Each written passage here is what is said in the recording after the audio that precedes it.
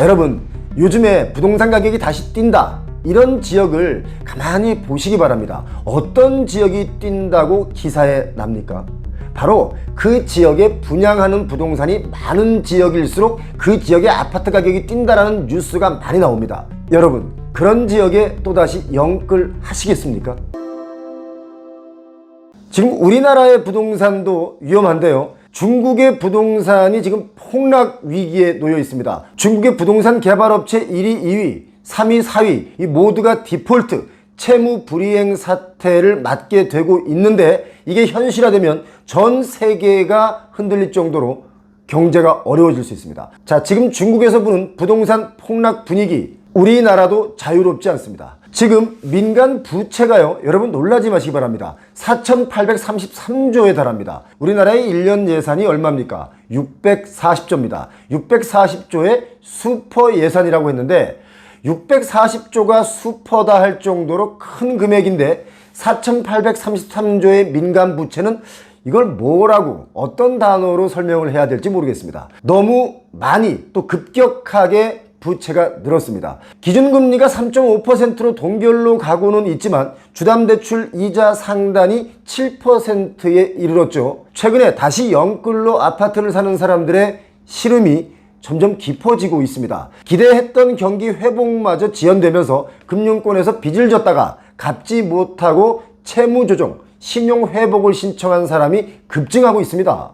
눈덩이처럼 불어나는 가계부채, 이걸 뭘 말릴 재간도 없고, 문제는 더욱더 빚이 늘어나는 속도가 빨라졌다는 게 앞으로 우리 경제가 더 어려워질 것이다, 이렇게 전망되고 있는 수치인데요. 그래서 지금 우리가 반드시 이런 생각들을 해야 되는 포인트에 놓여 있습니다. 자, 이렇게 되면 분양시장은 물론 주택거래도 원만하지 못한 흐름으로 다시 꺾일 가능성이 매우 높죠. 올해 1월부터 6월까지 기준을 보자면 채무조정을 신청한 사람이 9만 1,000명이 넘습니다.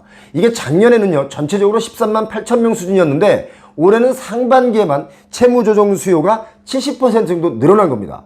채무조정이라는 것은 이제 빚을 갚기 어려운 대출자분들을 위해서 상환기간을 연장해 주거나 이자율을 또 조정해 주거나 채무 감면, 이런 것을 해주는 제도가 바로 채무조정이죠. 그런데요, 대다수의 많은 사람들은 또 이렇게 말씀들을 하십니다. 이자 내기 위해서 쉬지 않고 정말 열심히 일하고 여행도 되도록 안 다니고 부지런히 벌어서 하루하루 성실하게 갚아 나가는데 뭐 대충 놀러 다니는 사람들 이자 탕감해 주는 것은 좀 문제가 있다, 이런 의견도 있고요.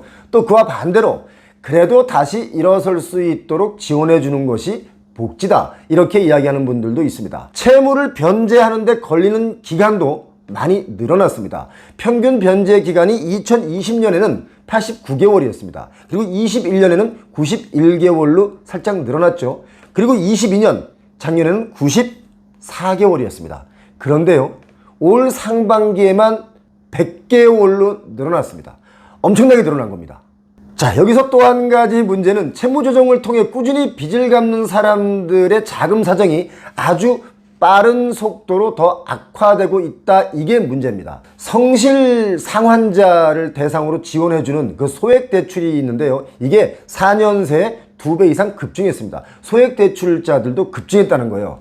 빚 굴레에서 벗어나기 위해 노력하는 성실 상환자들마저도 이렇게 한계 상황으로 내몰리고 있다, 이렇게 해석하시면 되겠습니다. 이처럼 소액대출자 말고도요, 전체적으로 민간 부채 상황도 정말 좋지 않습니다. 한국은행이 21년 3분기부터 기준금리를 인상하기 시작을 했는데요, 21년 3분기부터 22년 4분기까지, 그러니까 작년 한 해 보면 가계기업부채가 4,458조 원에서 4,833조 원, 8.4% 훅 증가했습니다. 제가 지난 영상에서도 말씀드렸다시피 우리나라 국내 총생산, 그러니까 GDP가요 2,162조입니다. 1년간. 그런데 이것보다 2배, 2.2배 정도 빚이 많습니다. 참 기가 막힌 일이죠. 가계와 자영업자를 합친 이 가계부채는요, 22년 말 기준, 작년 기준으로 2,260조 원인데 역대 최고치를 기록했습니다. 그런데 8개월이 지난 지금은 어떨까요? 훨씬 더 많이 늘어났겠죠? 지난 1, 2개월 사이에만 해도 몇 조가 늘어났기 때문에 더 많이 늘어났을 겁니다. 여러분, 부채, 빚, 여기에도 종류가 있다는 거 여러분 알고 계시죠? 좋은 빚이 있고요, 나쁜 빚이 있는데 자산의 구입이나 수입을 증대하는 데 사용되는 빚을 보통 우리가 좋은 빚이라고 합니다. 또 반대로 소득을 초과하는 사치스러운 삶을 즐기는 데 사용되는 빚을 나쁜 빚이라고 하죠. 그리고 또 한 가지 빚이 있죠. 불필요하게 진 빚들이 있습니다. 이걸 보통 우리가 이상한 빚이라고 말합니다. 자, 그렇다면 앞서서 말씀드린 좋은 빚 어떤 게 있을까요? 이 선진국의 경우는 좋은 빚을 학자금 대출 같은 경우를 좋은 빚이라고 봅니다. 그것은 학업을 통해서 자신을 발전시키기 때문에 자신의 가치를 올리는 좋은 투자의 빚이라는 거죠. 그리고 좋은 빚이 또 한 가지 뭐냐면 부동산이나 집을 살 때 쓰는 빚을 좋은 빚이라고 말합니다. 다만 이럴 땐 조건이 꼭 붙습니다. 내 소득으로 감당이 되는 수준의 빚으로 주택을 살 때는 좋은 빚이 될 수 있으나 감당이 안 되거나 생활이 궁핍해지거나 할 정도의 빚으로 집을 사면 그것은 아주 나쁜 빚이 됩니다. 그렇기 때문에 주택담보대출이 좋은 빚이 되려면 저금리이거나 또는 대출의 양이 적어야 좋은 빚이 된다는 얘기죠. 영끌은 나쁜 빚이 되는 겁니다. 자, 그렇다면 또 나쁜 빚은 어떤 것이 있을까요? 대충 뭐 여러분 다 아신다고 생각하시겠지만 나쁜 빚은 바로 이겁니다. 감가상각이란 단어를 생각하시면 됩니다. 빚을 내서 뭔가를 살 때보다 감가상각이 되는 것은 모두가 나쁜 빚에 들어갑니다. 큰 빚을 내서 좋은 고급차를 뽑는다든지 하는 건 말이죠. 자, 지금 말한 이런 잣대로 보자면 지금 부채의 질 역시 좋지가 않습니다. 3개 이상의 금융기관에서 빈짓을 다중채무자라고 하는데요. 이 다중채무자이면서 저소득층, 그러니까 소득순위 하위 30%인 취약차주들의 빚이 점점 늘어나고 있습니다.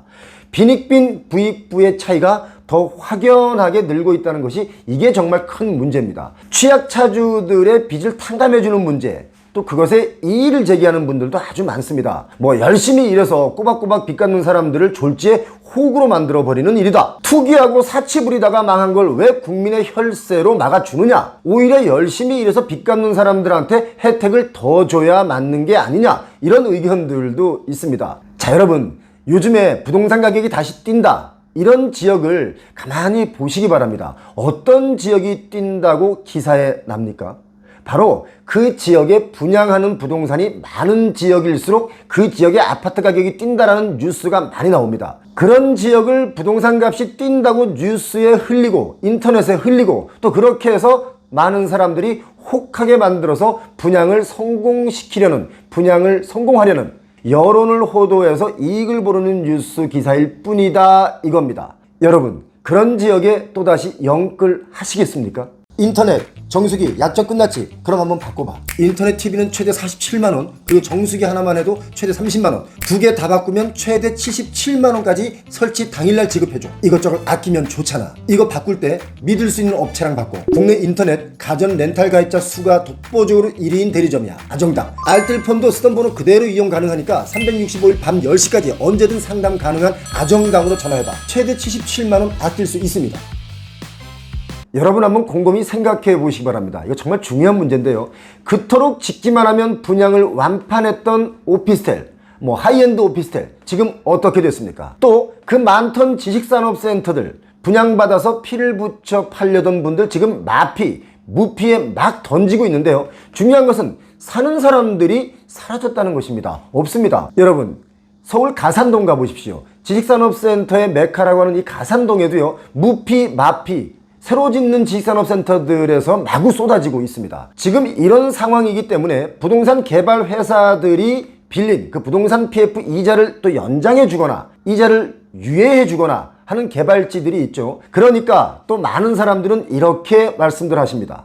본래 판단에 사업해서 돈을 잃으면 채무 조정을 해주고 돈 벌면 또 자기가 잘났다고 해외여행 가고 골프 치러 다니고 일반 사람들은 그냥 죽도록 고생해서 성공도 아닌 그냥 연명만 하고 있으면 아무런 혜택도 없는 게 이게 공정한가? 라는 이야기들 많이 합니다. 왜냐면 뭔가 잘못되면 매번 나라에 손을 벌리기 때문이죠. 지금 부동산 경기 살아난다 하니까 진짜 살아나는 줄 알고 계신 분들 많이 계신데요. 제가 볼 때는 다시 한번 얘기합니다만 국지적입니다. 돈이 많은 분들은 많이 있어요. 그분들은 그분들만의 리그가 또 따로 있습니다. 전체적으로 지금 엄청난 위기 앞에 잔뜩 움츠리고 있다는 건 꼭 아셔야 됩니다. 여차하면 정말 부동산 버블 훅 꺼질 수도 있고요. 그렇게 되면 정말 많은 부동산 관련 회사들이 부도가 날 수밖에 없습니다. 여러분 혹시 눈치채셨나요?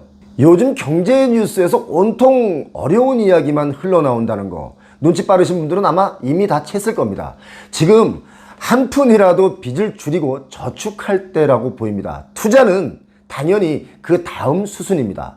지금 무분별하게 부동산 취득했다가는 큰 코 다칠 수 있습니다. 절대 조심하시기 바랍니다. 뭐 내가 돈이 너무 많아, 나는 괜찮아, 뭐 내가 이걸 샀는데 앞으로 한 40% 뚝 떨어져도 나는 괜찮아, 버틸 수 있어 라는 분들만 열심히 사시기 바랍니다.